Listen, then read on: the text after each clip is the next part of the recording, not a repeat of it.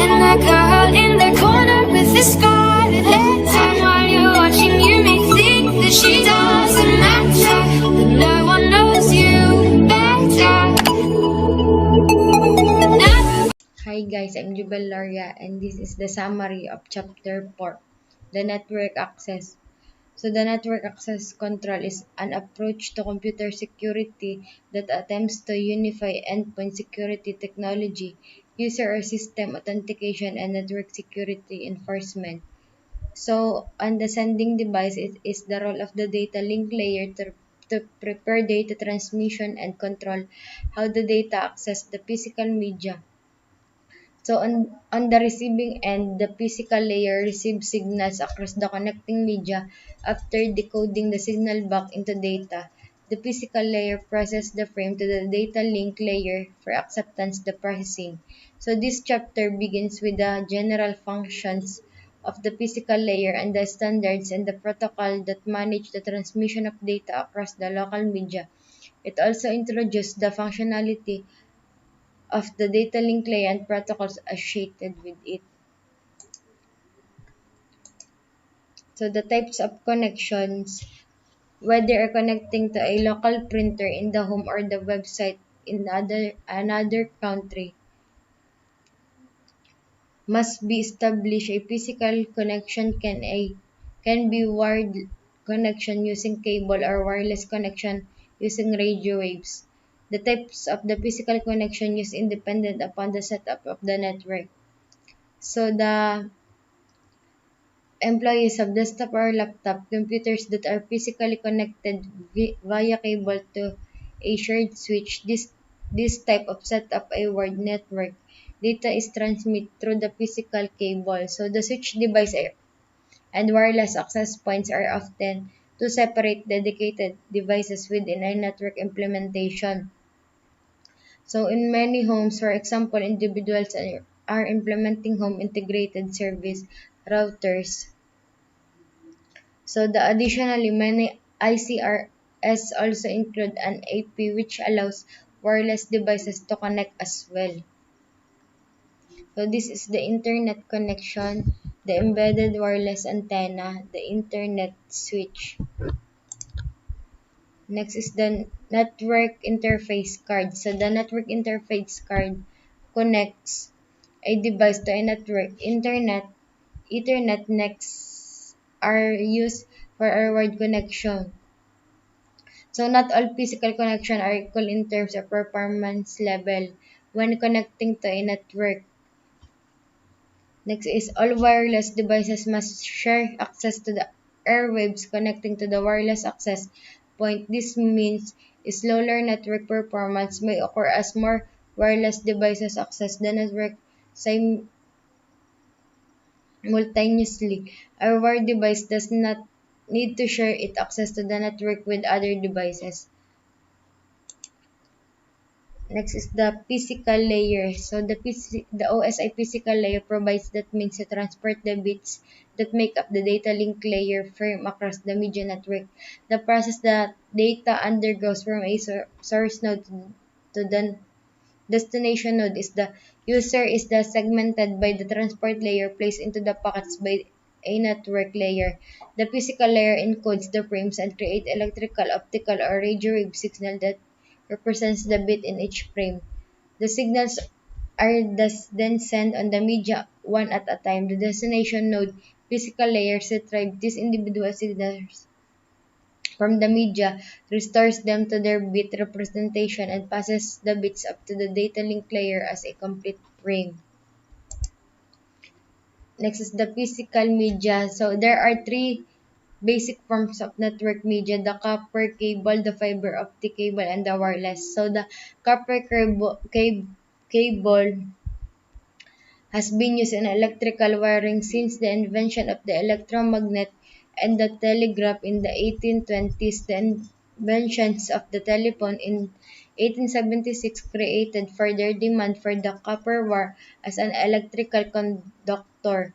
Copper is used the electrical conductor in many categories of electrical wiring. So the fiber optic cable, also known as an optical fiber, cable is assembly similar to an electrical cable but containing one or more optical fibers that are used to carry the light. Next is the wireless cable. The wireless cable, a method of a cable television distribution using prior wireless signal reception via a microwave antenna.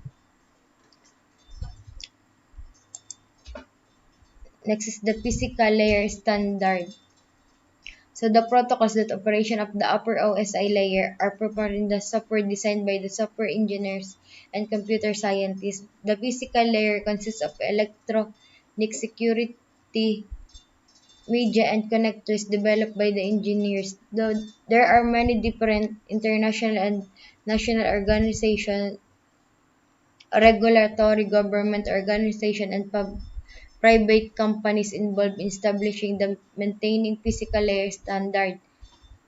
So the International Organic for Standardization, the Telecommunication Industry Association, Electronic Industries Association, the American Nation Standard Institute, the Institute of Electrical and Electronics Engineers, national telecommunication regulatory authorities including the Federal Communication Commission in the USA and the European Telecommunication Standard Institute.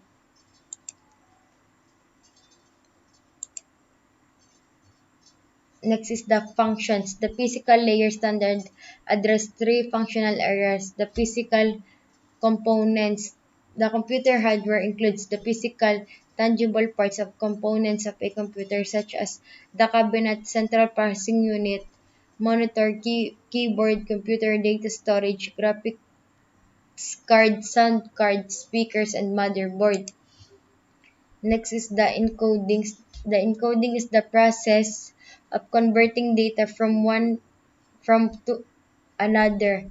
While encoding can be used as verb, it is often used as noun and refers to a specific type of encoded data. Three or several types encoding include image including audio and video encoding and character encoding. The next is the signaling system. Is a set of telephony signaling protocols developed in 1975 which is used to set up and tear down telephone calls in most part of the worldwide public switch telephone network. So this is similar to the signaling method used in the Morse code which may use a series of on-off tones, light or clicks send text over the telephone wires or between ships and sea. So there are many ways to transmit signal. A common method to send the data is using modulation techniques. Modulation is the process by which the characteristic of one wave modifies another wave. Next is the bandwidth.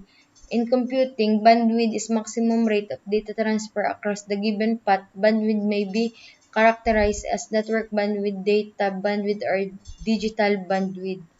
So the bandwidth is the capacity of the medium to carry data. Digital bandwidth measures the amount of data that can be flow from one place to another in a given amount of time.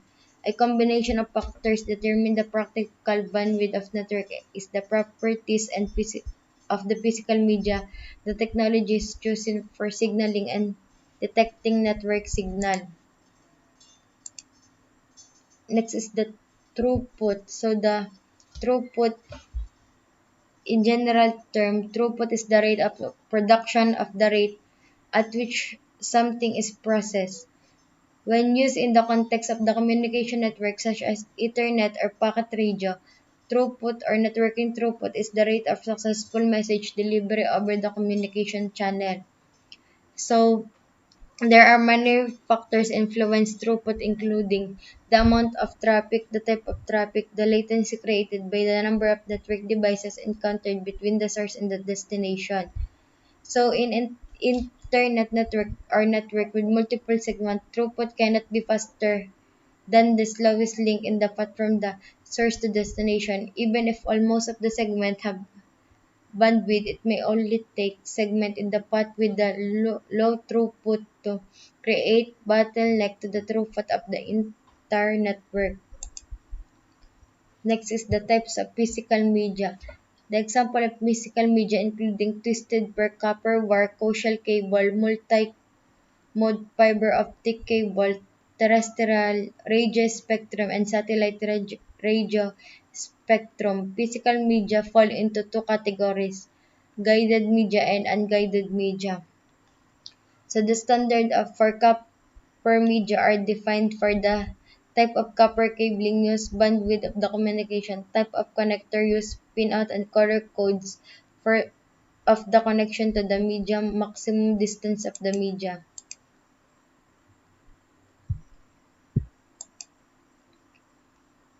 The characteristic of copper cabling is the network used to copper media because it is inexpensive, easy to install, and has low resistance to electrical current. However, copper media is limited by the distance and signaling interface. Data is transmitted on copper cables such as pulses.